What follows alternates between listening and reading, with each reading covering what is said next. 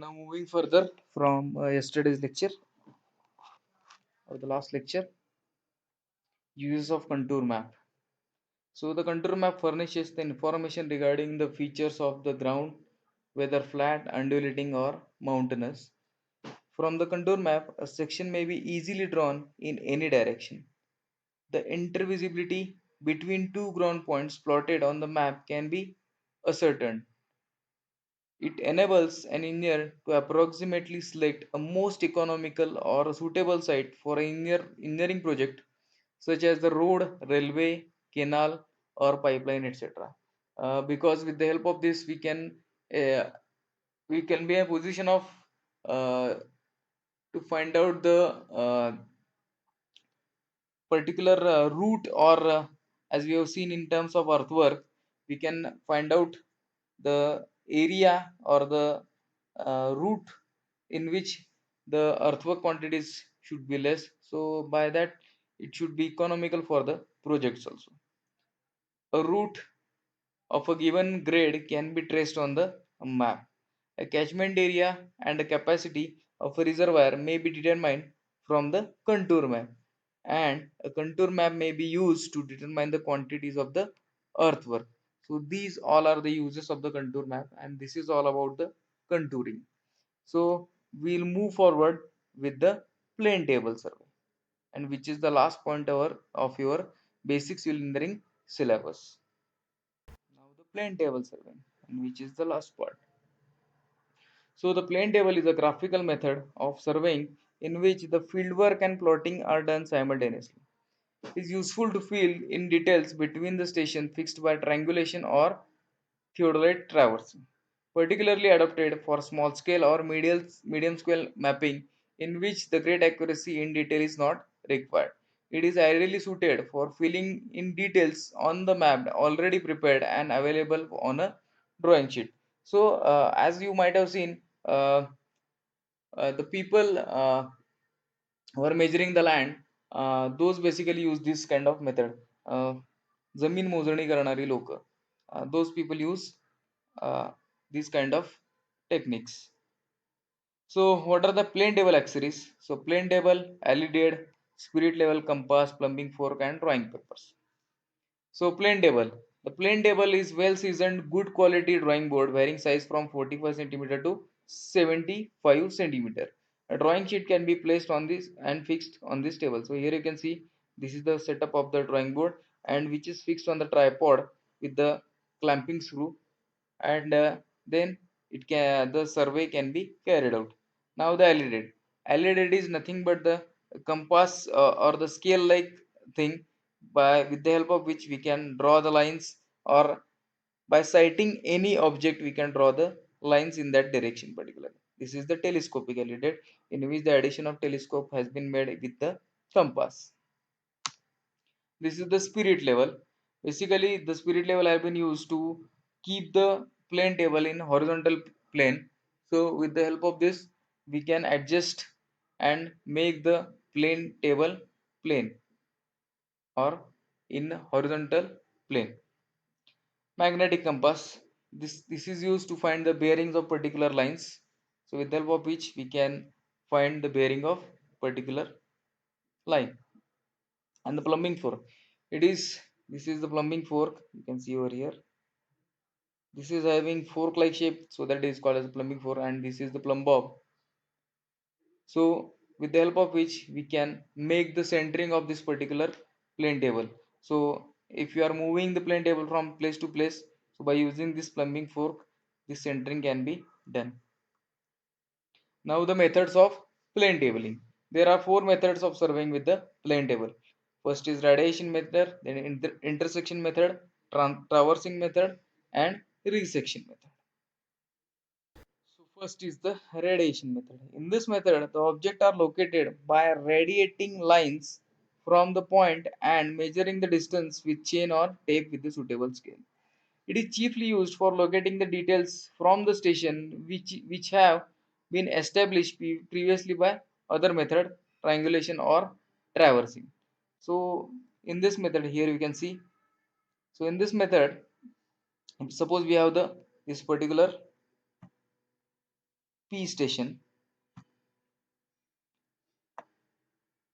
So we'll fix the paper on this plane table and centralize over here. And we have, suppose we have this A, B, C, D, E, F. This station, this is D. This is D.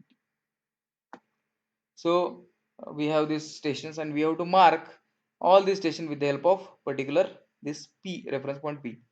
So what you have to do, with the help of that LED, we need to look towards, suppose we have to mark C, we have to look towards this direction and we have to draw the line over here, and we have to measure the distance from P to A, and with the suitable scale we can draw or we can cut this particular line over here. So by this way we'll get distance PA on this particular board. Same way we can draw this B, then C, and all other points, and same way we can mark over there, and then by joining all these things we can get this entire shape on the particular paper. So this is about the radiation method. Now the intersection method.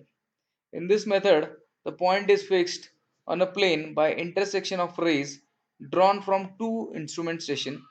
The line joining the station is called baseline, and the method requires only a linear measurement for this line. So here you can see we have the this P station first and then this Q station over here somewhere. This is the Q station. So first we have to put this uh, and this is the PQ is the baseline. So you have to put the table on first here and second over here. So first you have to put the table over here. We have to cite all the objects like this. First A, then B, then C, then this D, E, and F. And again by moving this plane table over here, we have to cite again all these things. That is, we have to cite A, then B, then C, D, E, F.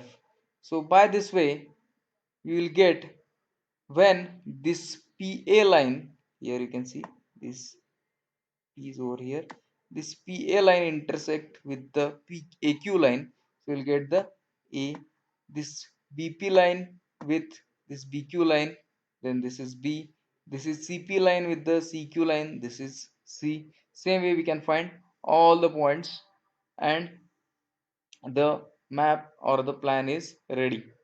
So this is the intersection method. Then traversing method. This is the similar to that of compass survey or transit traversing. It is used for running survey lines between stations which have been previously fixed by other method of surveying to locate the topographical details. It is also suitable for a survey of roads, rivers, etc. So here we have seen already in last lecture this thing. So first we have to mark the A over here, then side towards B we have to take the table. So first we have to put the table over here, second then we have to put it over here, centering at a B we have to side towards C, then this is the third position, we have to again do the centering at the C, we have to locate towards the D, this is fourth position, we have to locate and central D and mark the line towards E, and then at E we have to put it over here and mark towards A. So by this way we can get all the things. So from A to B distance we can measure by using the tape or chain, etc., so that we will cut with the suitable scale over here. So this is the way of traversing method. We are moving the table on all points. And last is the resection method. This method is used for establishing the instrument station only. The characteristic feature of this resection is that the objective is to plot the station occupied by the table on the sheet rather than obtaining other station or plotting the details. After fixing the station, details are located either by radiation or intersection. So this is the method. So because the uh, aim of this resection method is establishing only the instrumentation station, so we have to put the station and take the backside on this particular side and establish the B station or the C station, and then after fixing the station, details are located either by again radiation or intersection method. So this is the only for establishing the instrumentation only, not for the further surveying. So this is the resection method. Now the advantages of this plane table. So this is the most suitable for preparing small scale maps. Actually, uh, while doing or preparing or making the survey, at the time of doing survey itself, the all the things has been marked on the paper and map has been prepared at the time of survey only. So that's why it is quite suitable for small scale maps. In large scale map the accuracy is important, and it is not that much accurate. That's why it has been preferred for the small scale maps, and it is most rapid because while surveying itself the map is ready, so it is most rapid method. The field book is not necessary as plotting is done in the field concurrently with the field work, and hence the mistakes in the booking the field notes are avoided. So we are preparing the maps while doing survey itself, so we are not taking any notes, and because of which the suppose some errors are there while noting the readings, so those should be automatically eliminated in this method. Then the surveyor can compare the plotted work with the actual features of the area surveyed and thus can ascertain if it represents them properly. Suppose we are doing the survey, that is plane table survey, in particular region, and we have to mark the particular station points or the permanent points in that particular area. So on the field itself the map has been prepared so that we can recheck whether the surveys or whatever work we have done that is correct or not, and we can change that thing immediately on the field itself. In other surveys we have to process it in the office or in the uh, workstation. So if any mistakes are there, so again we have to go to the site over there and we have to check. So it is not there in the plain table surveying. So that is one of the advantage. Then it is particularly advantageous in magnetic area where compass survey is not reliable. So as you know, the basic principle of working of compass is on uh, the magnetic needle principle, so that magnetic needle always remains in the direction of north and south. So in some areas there might be the magnetic attraction is there, and so that readings of this compass may get some errors. So in the plane table survey we mostly not using any compass, so all the uh, errors due to this compass survey as automatically eliminated. Then it is less costly than the theodolite survey. Basically theodolite itself is the costlier instrument, so that it is less costly than the theodolite survey. No great skill is required to prepare a satisfactory map. So while doing survey itself the map has been prepared, so no such skill has been required to prepare this satisfactory map, and that can be cross checked at the time of surveying itself or the finish of the work itself. So it is not that much skill required to prepare this satisfactory map. So these are the advantages of plane table surveying. Now the disadvantages. First, it is not suitable for work in a wet climate. So if some rain is there or rainy season is there, we cannot or not at all work in this particular season because of the visibility, and also that paper gets wet and all the work has been will be gone at that, or we cannot work satisfactorily in the rainy season or in wet climate. Second, it is heavy, cumbersome, and awkward to carry. So we have to carry this 45 to 75 uh, size of the board in all places where we have to keep the things. Then tripod is there.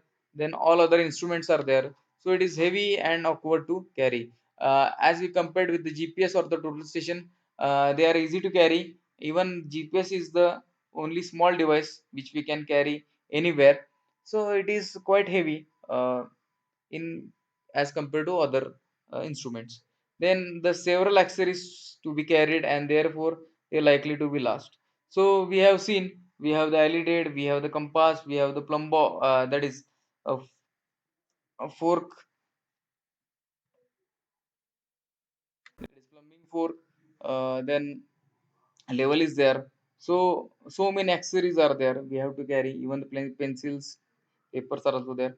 So he might lose these accessories while moving from one station to another station. Then it is not intended for the accurate work. So while doing all this work, sometimes it might possible that the level of this particular plane table that will change, or it will not be in the particular horizontal uh, plane, or uh, so many errors might be there while working with the this plane table. So it is not intended for the accurate work. Then if survey is to be replotted to a different scale or quantities are to be computed, it is great inconvenience in the absence of the field notes. So in the case of plane table survey, we are directly getting the map itself. So again, if we have to draw the map with a different scale and quantities are to be recomputed, then or the quantities has to be computed, then it is of great inconvenience, because we don't have any field notes, we directly have the map. So it is quite inconvenient for all this type of work. So these are the disadvantages of plane table survey. So again, this is the end of the your syllabus. The references for this are the slide share, then the basic civil engineering book of GK Hiraskar, and the surveying book of NN Basak. So this is for your basic civil engineering subject is concerned by the D2. Thank you.